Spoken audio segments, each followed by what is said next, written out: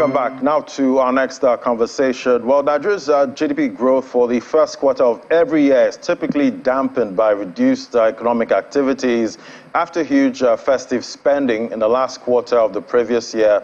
But this year, we have to deal with the scarcity of the Naira notes, already crimping major productive sectors of the economy and could make economic growth much slower. Let's talk to Professor Fred Olayele now, a professor of economics, Sprott School of Business, Carleton University, Canada. Great to have you. Good morning. Good morning. Good to be here. So what do you see for the Nigerian economy in the first and second quarter? I remember in 2022, we're already hearing the drums of a global recession for most economies. What are you expecting for 2023? Well, for a start, maybe we should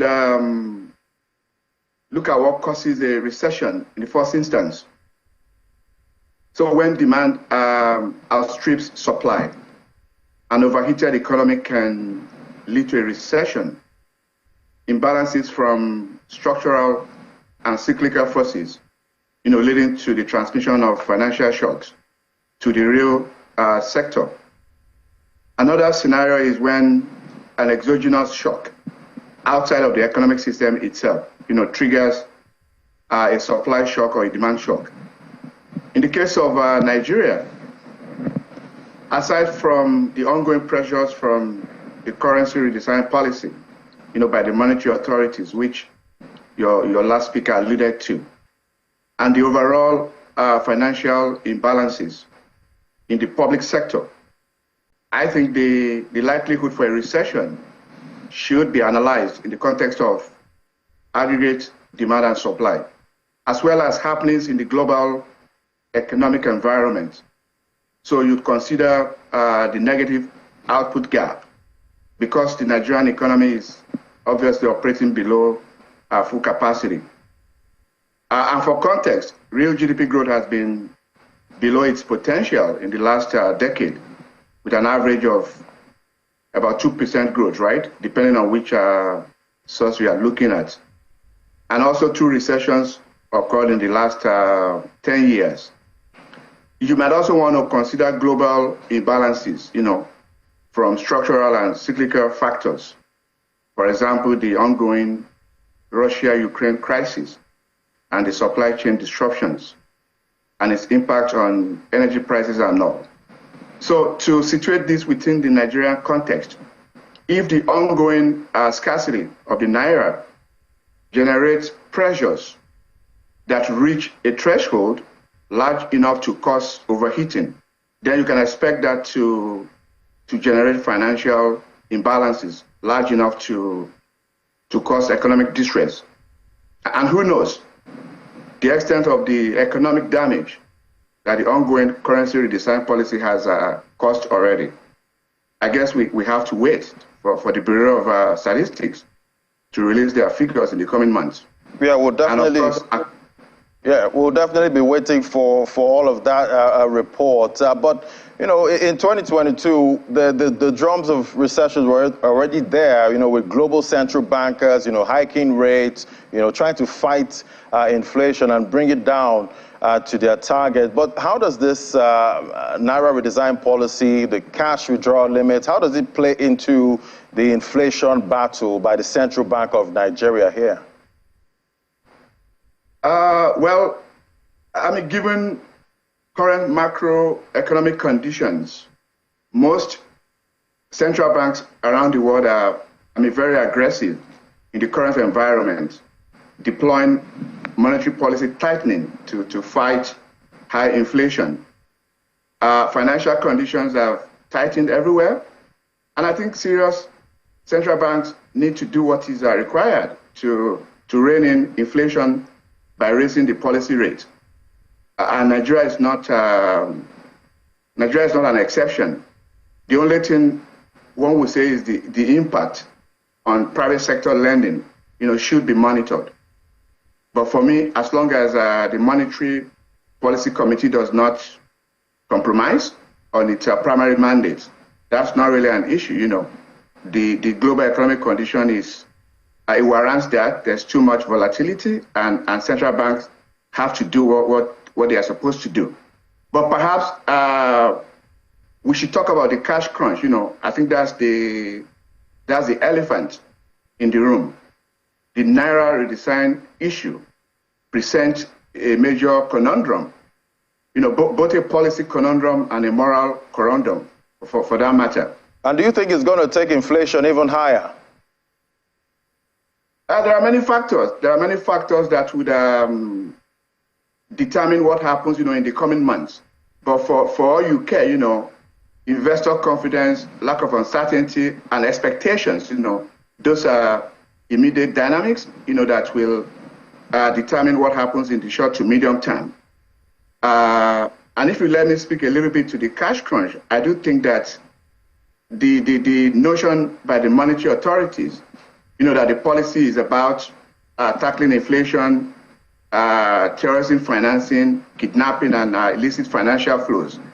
It does appear that there's a sort of a mixed bag scenario where you don't really know if they are trying to use monetary policy to address inflation, or if it's about other political economy ramifications, vote buying and what have you. As I look at the situation, it's pretty hard to create a dichotomy and know what the policy objective really is. I mean, on paper, it's a no-brainer. It's legitimate to want to fight money laundering or kidnapping for ransom and all of that. On paper, it's okay. I mean, India did the same thing in 2016.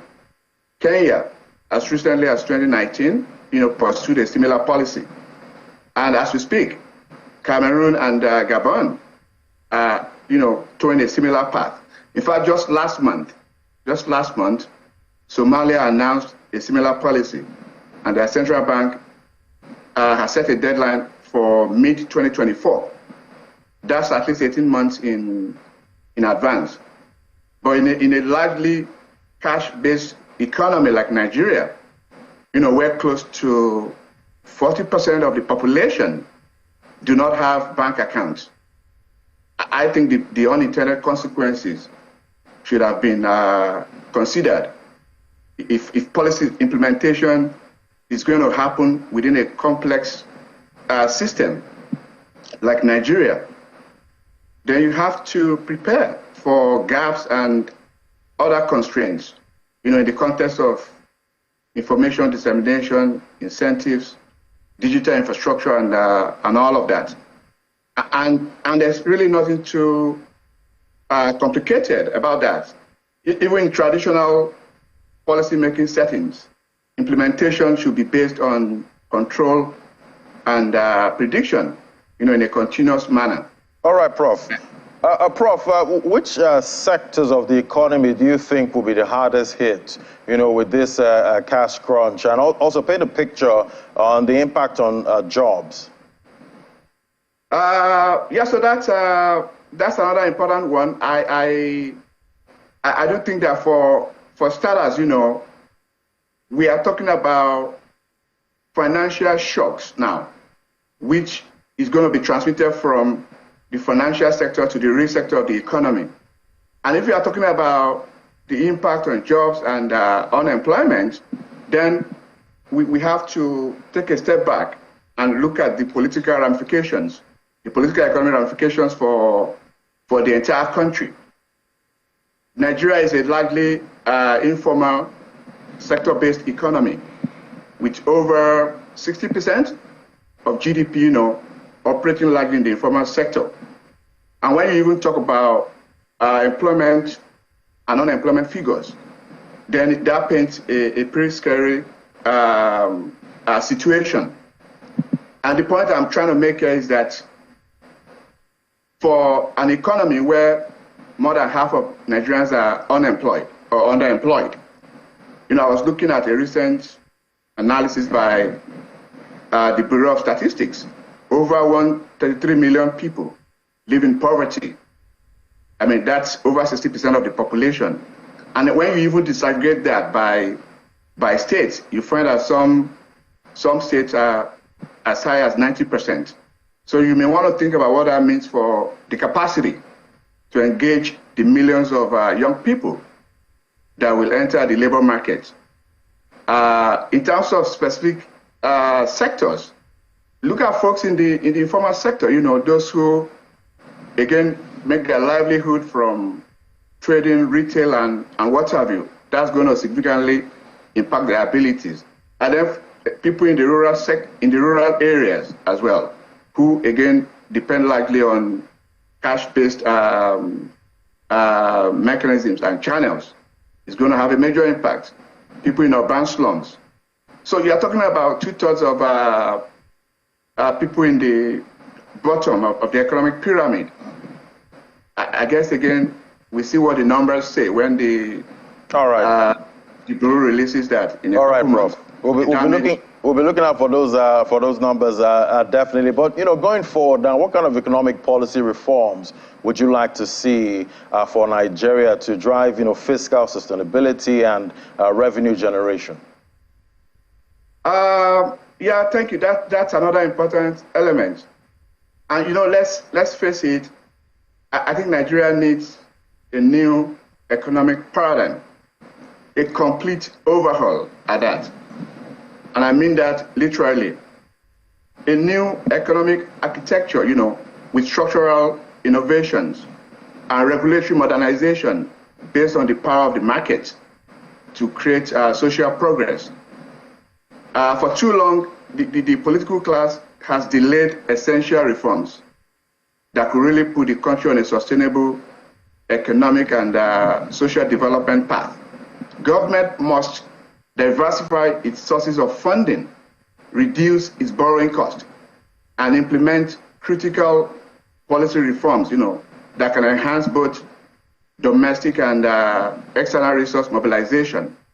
There's nothing wrong with borrowing. It's part of fiscal management and economic development programming. But you cannot depend on indiscriminate borrowing, to perpetually fund deficit spending. A deficit reduction plan that is integrated into the broader economic policy, I think, is very critical, so that investors and taxpayers can have confidence in your fiscal credentials. And that's not rocket science, really. It may appear that options are limited in the current global environment, given what we are seeing in geopolitics and macroeconomics. But countries everywhere are devising ways to innovate. It's really about taking stock and looking for new growth drivers in the economy. Your previous speaker talked about the digital economy. So what is Nigeria doing about emerging and disruptive technologies? You see what is happening in the venture capital space, with startups, attracting unprecedented levels of international private financing from Silicon Valley and other parts of the world. So for the umpteenth time, there are opportunities for incremental innovations that can help the country, to improve allocative efficiency across the entire resource mobilization value chains. However, the economic managers of Nigeria must come to terms with the reality that Nigeria cannot leapfrog itself, from the fundamental features of its socio-economic systems. And what are those? What are those features that economic managers in the country seem not to want to face? I will list them quickly. So you talk about low tax base, a large informal sector, inefficient tax collection systems, institutional constraints, a debased value system, distrust in public institutions, and other structural impediments. Simply put, people want a new social contract. All right. And I think there's no better time than now to sit down and reimagine what that configuration would look like. Until that is done, again, it will be hard to build on a faulty foundation, All right. Which cannot create further woes. All right, Prof. I guess we'll have to leave it there. Thank you so much, Professor Fred Olayele, Professor of Economics, Sprott School of Business, Carleton University, Canada. It was great having your perspective today. Thank you so much. Thanks for having me. Thank you.